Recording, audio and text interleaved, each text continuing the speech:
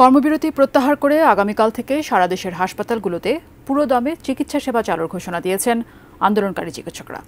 স্বাস্থ্য মন্ত্রণালয় সব দাবি মেনে নেয় সন্ধ্যায় ঢাকা মেডিকেল কলেজ হাসপাতালে এক ব্রিফিংয়ে এই ঘোষণা দিয়েছেন তারা।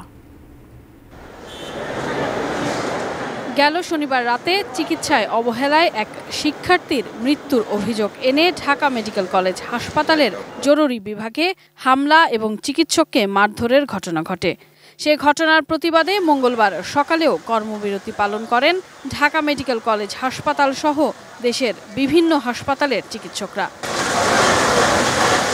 এদিন জরুরি সেবা চালু রাখলেও বহির্বিভাগে চিকিৎসা সেবায় 2 ঘন্টা বিরত থাকেন তারা। ফলে বিপাকে পড়েন সেবা নিতে আসা ব্যক্তিরা। বৃষ্টির মধ্যে ভিজে হারালাম, ভোগান্তি তো আছেই। গেছি গে বংশাল থেকে কাইলা আবার আইছি, আয়া দেয় না। আজকে আবার আইসি 8টা বাজে যায় খাইয়া দিচ্ছি।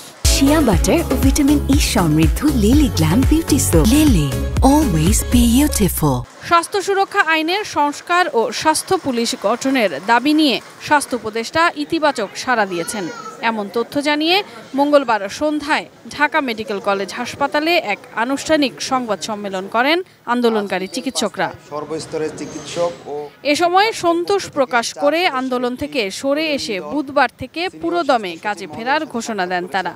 এই মুহূর্তে নতুন কোনো আলটিমেটাম নেই, যেহেতু আমাদের মন্ত্রণালয় থেকে আমাদেরকে নিশ্চিত করেছেন, আশ্বস্ত করেছেন ওনারা এই 2টা বিষয় নিয়ে আলোচনা করবেন, পর্যালোচনা করবেন এবং এটা নিয়ে কী করণীয় ওনারা দিক নির্দেশনা দিবেন।